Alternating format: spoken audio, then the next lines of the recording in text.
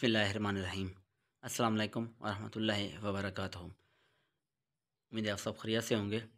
आज की जो हमारी वीडियो है वो साइको एनालिसिस के ऊपर है। इसका हम थोड़ा सा आपको तारुफ देंगे, फिर इसके जो फंडामेंटल बेसिक का आप कह लें या कोर कॉन्सेप्ट आप कह लें, वो जो है ना हम जो है ना डिस्कस करेंगे। उसके नोट्स भी मैंने यहाँ पर प्रोवाइड कर दिए हैं, तो आपके नोट्स भी प्रिपेयर हो जाएंगे। आपका लॉन्ग क्वेश्चन जो है ना वो भी कवर हो जाएगा। बहुत ही ईजी वर्डिंग मैंने यूज़ की है, तो परेशान होने की ज़रूरत बिल्कुल भी नहीं है। तो वीडियो शुरू करने से पहले आपसे रिक्वेस्ट है कि अगर आप मेरे चैनल पर नए हैं तो इसको सब्सक्राइब ज़रूर कर लें, ताकि नेक्स्ट जो हम अच्छी अच्छी वीडियोस नोट्स अपलोड करते रहते हैं तो आप फ्यूचर में भी उससे मुस्तफ़ीद हो सकें। हो सकता है कि इस वीडियो की आपको ज़्यादा ज़रूरत ना पड़े या इससे ज़्यादा आपको फ़ायदा ना हो, लेकिन हो सकता है कि फ्यूचर में अगर किसी तरह के आपको नोट्स की ज़रूरत पड़ जाए, जो कि आप हमें कमेंट्स में भी बता सकते हैं कि हमें फ़लाँ नोट्स चाहिए, तो हम आपको वो जल्द अज जल्द प्रोवाइड कर देंगे। और शायद आपको कोई कॉन्सेप्ट समझ ना आ रहा हो और शायद वो हमारे चैनल पर मौजूद हो, तो आपकी काफ़ी हेल्प हो जाएगी। तो वीडियो शुरू करते हैं। फर्स्ट ऑफ ऑल हम इसका शॉर्ट जो है ना नोट देख लेते हैं, इसका इंट्रोडक्शन साइको एनालिसिस का। अब psychoanalysis is based on the premise, मबनी है that unconscious conflict. Unconscious conflicts वो होती हैं जो रिप्रेशन होती हैं हमारे दिमाग में। ऐसी चीज़ें होती हैं जो हमें मना की जाती हैं, हमारे जहन, हमारा जो ब्रेन है या हमारा जो माइंड है हमें मना करता है कि ऐसी चीज़ों में नहीं उलझना, क्योंकि वो आपकी ज़ात के लिए, आपकी पर्सनैलिटी के लिए, आपकी सेल्फ के लिए जो है ना मतलब नुकसानदेह हो सकते हैं। अब वो क्या कर रहा है कि इट सजेस्ट, अब साइको एनालिसिस ये एक मिसाल के तौर पर, एक ट्रीटमेंट के तौर पर इसे ले लें कि ये सजेस्ट करता है सिम्टम्स, उसकी जो सिम्टम्स हैं, उसके अलामात हैं, एंड और कहता है कि उसको रिड्यूस कैसे करें। अब वो कहता है कि ब्रिंगिंग दीज कॉन्फ्लिक्ट्स, इन जो मामलात हैं, ऐसे मसाइल जो पर्सनल होते हैं, इनसे दूर भागने के बजाय इन्हें अवेयरनेस में लाओ, ठीक है, खुलकर इनका सामना करो। अब इसका जो साइकोएनालिसिस का सबसे बड़ा जो बानी है वो है Sigmund Freud. Was an Austrian psychologist and father of psychoanalysis. ठीक है, साइकोएनालिसिस का फादर हो गया सिगमंड फ्राइड। ये आपकी एमसीक्यूज हो गई। आगे क्या कर रहा है कि he revolutionise the field of psychology and psychological analysis. तो यहाँ पर ये बात आपको क्लियर हो गई।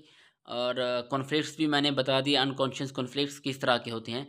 डिफरेंट तरह के जो है ना हमारे जहन में मसले मसाइल होते हैं जिन्हें हम फेस करने से डरते हैं, क्योंकि उससे हमारी बदनामी हो सकती है या कुछ मसले मसाइल पैदा हो सकते हैं। तो अब ये कहता है कि उससे डरने की ज़रूरत नहीं है, बल्कि उनको फेस करना सीखें।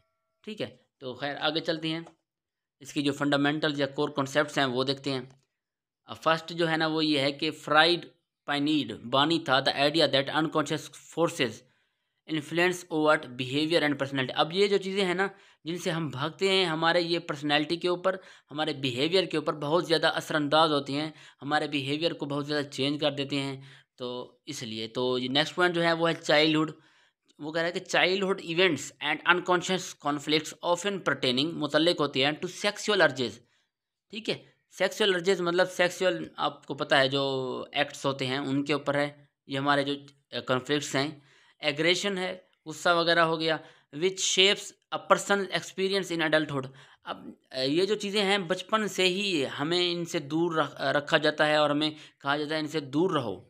रहना भी चाहिए, ठीक है, लेकिन अब वो कह रहा है कि ये जो चीज़ें हम हमारे जहन में दबाई जाती हैं, एक तो होता है अंदाज़ इस तरीके से कि एक अच्छे अंदाज में समझाया जाता है कि भाई ये चीज़ सही नहीं है, ये चीज़ सही है, वालिदैन या टीचर्स वगैरह समझाती हैं जैसे। लेकिन कुछ होता है कि कुछ वालिदैन ऐसे होते हैं जो तनबीह करते हैं, या वो बड़े ब्रदर्स होते हैं या कुछ इस ज़ोर से कि ये नहीं करना या वो नहीं करना। हालांकि आजकल के हालात तो कुछ और ही कहते हैं। बस हालात ये हैं कि एज अ मुस्लिम जिस तरह से मेरी खुद की जो राय है, बाकी हर किसी की अपना ओपिनियन हो सकता है कि जिस तरह से भी हो, मतलब है कि ये बेहयाई फहाशी वगैरह से मतलब एक अपने फैमिली मेम्बर्स को महफूज रखा जाए वगैरह वगैरह। खैर इससे छोड़े मेरी अपनी राय को। आगे क्या कर रहा है कि एडल्टहुड में जो है ना हमारे एक्सपीरियंस को जो है ना ये शेप करता है, बनाता है, हमारी पर्सनैलिटी को बनाता है। आगे चलते हैं। It involves dream analysis and symbolic signification. ठीक है, ये ड्रीम का एनालिसिस भी करता है, कौन सा, साइको एनालिसिस। सिम्बॉलिक सिग्निफिकेशन भी है इसमें। ठीक है, आगे है ट्रांसफेरेंस एनालिसिस। ये बहुत अहम होने वाला है। इज अ फिनोमिना इन विच, ये एक फिनोमिना है in which patient unconsciously directs his feeling a desire towards an important figure in his life. अब ये वो बीमारी है या ये वो आदत कह लें या कुछ भी कह लें, ये वो चीज़ है जिससे जो है ना एक बंदा, एक शख्स जो है ना अपनी फीलिंग्स, सेक्सुअल फीलिंग ज़्यादातर, ठीक है ना, जो है ना अपने फैमिली मेम्बर से जोड़ लेता है, मिसाल वालदैन से, सिस्टर से, तौबा नाउज़ुबिल्लाह। तो ये चीज़ें जो है ना एज़ अ मुस्लिम बहुत ही ऐसी चीज़ें हैं जो हमारा ईमान, हमारी दुनिया आखिरत बर्बाद करती हैं, ठीक है। और अब वो क्या कर रहे हैं, such as parent on to therapist. अब थेरापिस्ट के पास जाकर वो बताते हैं कि हाँ भाई, हम हमारे पास ऐसे, हमारे दिल में ऐसी फीलिंग्स हैं अपने पेरेंट्स के लिए, अपने सिबलिंग्स के लिए वगैरह वगैरह। तो इनकी एग्जांपल्स होगी Electra complex and Oedipus Oedipus complexes, ठीक है।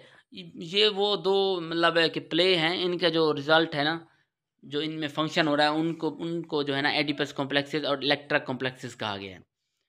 तो इसको मैं ज़्यादा नहीं बताता।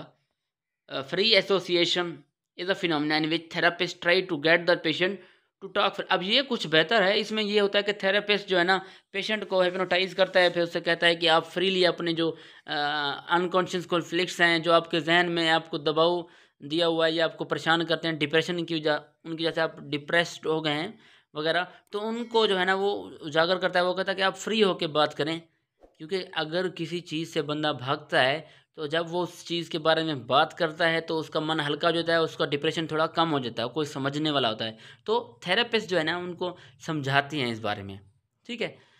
काजिंग द, अच्छा ये मेंटल थेरेपिस्ट हैं, फिजिकल थेरेपिस्ट नहीं है, ठीक है। आगे है causing the problems are brought into the conscious mind. Conscious mind में अब ये conscious, unconscious, subconscious, id, ego and super ego, ये जो दो मॉडल हैं सिगमंड फ्राइड के, ये भी मैं लेटर वीडियो में डिस्कस कर लूँगा, ठीक है। उसमें आपको ये conscious mind, unconscious mind, subconscious mind, ये सब कुछ आपको मैं डिटेल बता दूंगा, वो भी आपको समझ आ जाएगी। Mind and openly faced rather than remaining buried in unconscious, कि वो कहता है कि अनकॉन्शियस माइंड के अंदर बरीड करने से, दफनाने से अच्छा है कि इसे फेस किए जाएँ, अनकॉन्शियस माइंड में इसको लाया जाए। जो आपको मसले मसाइल दे रहे हैं या जो आपको मतलब डिप्रेशन, जिसकी वजह से आपको डिप्रेशन हो रहा है या और डिफरेंट तरह के भी। अब हर बीमारी की जड़ वैसे, जैसे कि साइंस कहती है कि हर बीमारी की जड़ डिप्रेशन है, परेशानी है, तो इसलिए वो कहता है इनको फेस किया जाए। खैर आगे चलते हैं। डिप्रेशन है, it is a process of forgetting or ignoring. अब ये वो प्रोसेस है जो हम करते हैं आमतौर पर, जिन मसले मसाइल से हम भागते हैं उन्हें हम दफना देते हैं, हम उन्हें भूल जाते हैं या उन्हें इग्नोर कर देते हैं, ठीक है। तो वो कहता है कि नहीं, traumatic past events that they are forced out of conscious awareness and buried into the realm of unconscious, ये वो बीमारी है।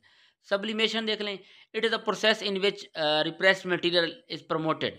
अब जो अनकॉन्शियस कॉन्फ्लिक्ट्स हैं, ठीक है, रिप्रेस मटेरियल है जो हमारे अनकॉन्शियस माइंड में दफन है, उससे जो है ना प्रमोटेड किया जाता है एज समथिंग ग्रैंडर, एंड इस तरह से जो है ना उसको प्रेजेंट किया जाता है कि वो अच्छा लगे। फॉर एग्जाम्पल वो कह रहा है सेक्सुअल अर्जेस में be given sublimated expression in the form of intense religious longing. अब सेक्सुअल अर्जेस जो है ना, ये आमतौर पर तो बहुत ही ख़तरनाक टॉपिक है, ठीक है।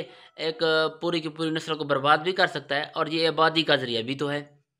अब वो कह रहा है कि रिलीजियस लॉन्गिंग्स, मिसाल के तौर पर जैसे मुस्लिम है तो ये निकाह के ज़रिए सेक्सुअल अर्जेस को प्रमोट करते हैं, ठीक है। उसके बगैर जो है ना उसको हम डिस्करेज करते हैं, लेकिन इनकरेज किस तरीके से करते हैं, निकाह के ज़रिए, शादी के ज़रिए, मैरिज के ज़रिए। तो ये ग्रैंडर या एक नोबल वे में उसको प्रेजेंट किया जाता है ऐसे रिप्रेशन को, ठीक है। आगे चलते हैं। अब है इन्फेंटाइल सेक्सुअलिटी। अब वो कहता है कि बचपन, इन्फेंटाइल, इन्फेनिटी की आप इसे कह सकते हैं, बचपन मतलब ये नामौलूद बच्चे होते हैं, जैसे चंद महीनों के होते हैं। तो वो कह रहा है कि it is believe that sexuality does not begin. अब वो कहता है कि ये जवानी में शुरू नहीं होती, या फिजिकली तौर पर जब आप बड़े हो जाते हैं तब ये सेक्सुअलिटी वाली फीलिंग्स शुरू नहीं होती, बल्कि ये तभी से शुरू होती हैं जब आप बच्चे होते हैं और अपनी माँ का दूध पीते हैं वगैरह, या माँ के साथ सोते हैं गला, मतलब एज अ किड जो जो होते हैं, उसी वक्त आप में ये फीलिंग जो है ना बनना शुरू हो जाती हैं। लेकिन बाद में हमारा हमारा जो मुआशरा या सोसाइटी है वो हमें इस बारे में गाइड करता है कि क्या चीज़ करनी है, क्या चीज़ नहीं करनी है, कहाँ ये चीज़ इजाज़त करती है या नहीं। तो ऐसे है। लिबिडो क्या है? लिबिडो एक जो है ना प्लेयर ड्राइव है माइंड में। ये मोस्टली जो है ना सेक्सुअल ड्राइव भी से कह सकते हैं, ये सेक्सुअल अर्जेस के ऊपर है। अब इसके लिए जो है ना, अब ये क्या है, remain libido as Eros, a Greek word. अब इसका दूसरा वर्ड जो है ना वो इरोज हो गया, एक ग्रीक वर्ड है फॉर लव, लव ड्राइव भी आपसे कह सकते हैं, विच रफली मीन्स लाइफ इंस्टिंक्ट। अब इसका मीनिंग्स क्या है, लाइफ इंस्टिंक्ट। अब इसके बाद है थैनाटोस। थैनाटोस क्या है, एक डेथ ड्राइव है, Greek word of for death है और रफली मीन डेथ इंस्टिंक्ट। ठीक है, आगे है projection. It is a thought process in which aspects of our self, usually negative ones, are not attributed as a part of. अब ये वो कह रहा है कि हमारे जो डार्क पहलू हैं, डार्क एस्पेक्ट्स हैं हमारी लाइफ के, पर्सनल लाइफ के, उन्हें हम डिस्कस तो करते हैं एज, लेकिन अपनी क्वालिटीज़ के तौर पर नहीं, दूसरे लोगों के ऊपर वो चीज़ें फिट करके जो है ना हम प्रेजेंट करते हैं कि हाँ यार देखो। अब मिसाल के तौर पर कोई बंदा चोर है, ठीक है, वो किसी को पता भी नहीं है कि वो चोर है, लेकिन वो चोरी के ऊपर उसके जहन कहता है कि बात करनी चाहिए, उसको फेस करना चाहिए, तो वो क्या करता है कि प्रोजेक्शन करता है। जैसे एक प्रोजेक्टर होता है तो उसके अंदर रील्स चल रही होती हैं और स्क्रीन के ऊपर जो है ना वो थ्रो कर रहा होता है पूरी इमेज। ठीक है, इसी तरह वो जो अपने इनसाइड की जो इमेज होती हैं उनको जो है ना डिफरेंट करेक्टर्स के ऊपर, डिफरेंट पर्सन के ऊपर वो थ्रो करता है, प्रोजेक्ट करता है और कहता है कि हाँ यार देखो ये चोरी करता है, ये इसकी ये गलत गलत काम है, ये है वो है, इसके ये नुकसानात हैं, लेकिन असल में वो खुद होता है। लेकिन वो क्या वजह है कि उसका, क्योंकि वो अनकॉन्शियस में उसने दबाया हुआ होता है और वो चाहता है कि किसी ना किसी तरीके से उसको कॉन्शियस माइंड में लाए, उसके बारे में बातें करे ताकि वो रिलैक्स फील हो। तो वो दूसरों पर ये जो है ना प्रोजेक्ट करता है अपने जो डार्क पहलूज हैं, एस्पेक्ट्स हैं, फिर वो उनके बारे में बात करता है। आगे चलते हैं, डिफेंस मैकेनिज्म। अब defence mechanism is a psychic procedure which makes mind avoid painful admission और रिकॉग्निशन। जैसे मैंने ये पहले भी कहा है, ऊपर एक पॉइंट आया था कि उसमें जो है ना हम पेनफुल जो है ना पेनफुल एडमिशन या रिकॉग्निशन है, यादें हैं, ठीक है, या एडमिशन्स हैं, कोई चीज़ कबूल करना कि हाँ भाई हम ऐसे हैं या हमारे अंदर ये खामियां हैं, बुराइयां हैं, तो ये चीज़ें वो कहता है कि डिफेंस मैकेनिज्म के तौर पर ये हम कोशिश करते हैं कि इनके बारे में बात ही ना की जाए, इनको अवॉइड किया जाता है, इग्नोर किया जाता है, इन टॉपिक से हम दूर ही रहते हैं। तो डिफेंस मैकेनिज्म ये हो गया। स्क्रीन मेमोरी क्या है, it is an unconsequential memory, ठीक है, inconsequential sorry, whose function is to obliterate a more significant one. It is used to cover or screen out an associated experience which would be painful or unacceptable for if called to mind. अब ये जो ऊपर मैंने बात की है ना, तो ये उसी तरह की है, ये मतलब पेनफुल जो एडमिशन या रिकॉग्निशन है उनको जो है ना याद नहीं किया जाता, माइंड में नहीं लाया जाता, उनको दबाया जाता है अनकॉन्शियस माइंड के अंदर। अब वो क्या कर रहा है कि the term was coined by Sigmund Freud. अब ये सिगमंड फ्राइड ने ही टर्म डिवाइस की थी, and the concept was subject of his. अब जो ये कॉन्सेप्ट है उसका जो एक सब्जेक्ट था स्क्रीन मेमोरीज, उसके ऊपर इसने नाम रख दिया। It is also called cover memories और रिप्लेसमेंट मेमोरीज। बुरी यादें हैं या बुरे पहलू हैं ज़िंदगी के, पर्सनल ज़ाती ज़िंदगी के, तो उनको दूसरी चीज़ों से, दूसरे पहलुओं से जो है ना कवर कर दिया जाता है या उनको रिप्लेस कर दिया जाता है।